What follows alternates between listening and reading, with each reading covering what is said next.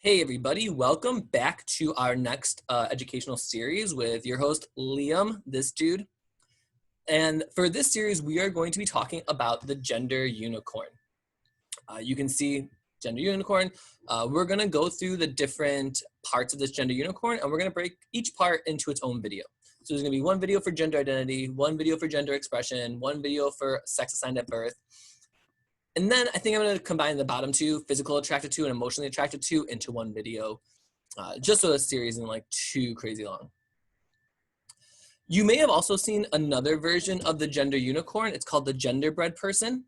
Very similar to this, similar scales, things like that. But instead of a gingerbread person, we have a unicorn that kind of we walk through these different identities and expressions with. Our coworkers in Syracuse, they actually just posted about the genderbread person on their Instagram. So if you want to go check out the genderbread person, go to their Instagram, sarcastic sex ed. They're in Syracuse. I will also link it in the video. So no worries if you don't know how to spell it, because I don't remember how to spell it right now either. But yeah, check out their genderbread person. I like the genderbread person. There's one thing that I like a little bit more about the gender unicorn than the genderbread person is. And with the gender unicorn, you see there's scales for each of these, which the genderbread person also has. But with the gender unicorn, the scales are all separate. So female, male, and other. With the genderbread person, it's kind of like male on one side, female on the other side, and you fall somewhere in between. I personally believe in that, and from like research I've read, that having separate scales is more accurate to how people identify than saying there's male, female, and you can identify somewhere in between.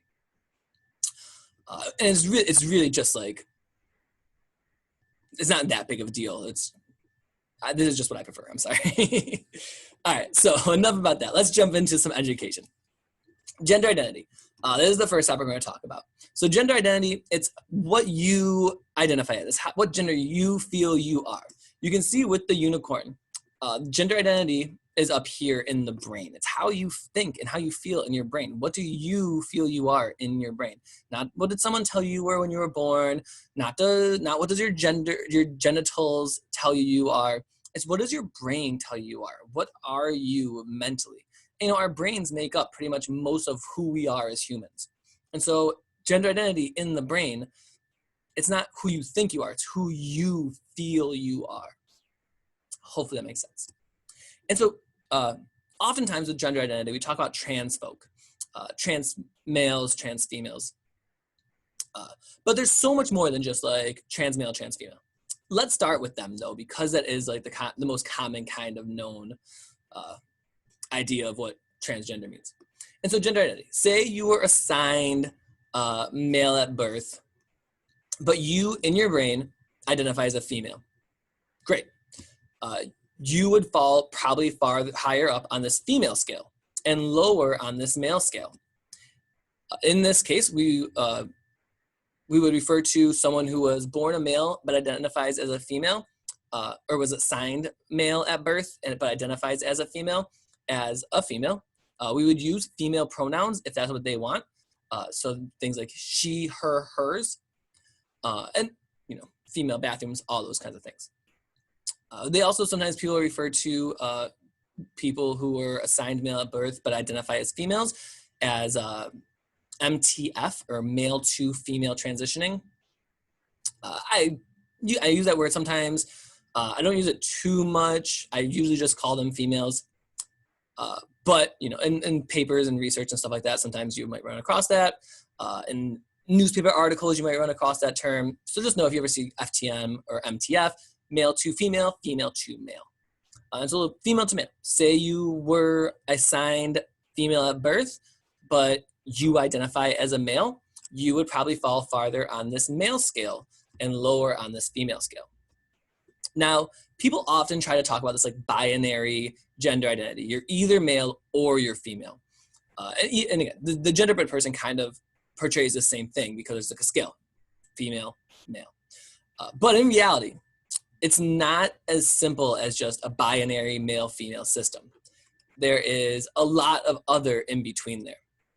And so some people who don't identify as male or female may identify as genderqueer, gender nonconforming, gender confused, which is a term I don't like to use too much because it makes people sound like they don't know who they are or they're confused about their gender. And most people aren't confused about their gender. If someone's using the word gender confused, it usually means more that like they just haven't come up with the language to best to like identify themselves. But if someone identifies as gender confused, I'm never going to say, oh, that's a terrible term to use, because it's the only term that they have found that makes them feel the most comfortable. And okay, cool. If that's the term you want to use to make like, if that's the term that makes you feel most comfortable in your skin, do it up. But if someone calls someone gender confused, if someone's like, oh, that person's gender confused, but that's not how they identify, that's like inappropriate. Some other things that are inappropriate that we should talk about quick. Tranny. Not a word we use anymore. Never, ever, ever refer to somebody who is transitioning as a tranny. Transsexual, that's also a term that's kind of out of date nowadays. One funny thing is the Stonewall riots were started by transgender women and men of color. And two of them, these two women, they started this outreach organization for transgendered youth in New York City.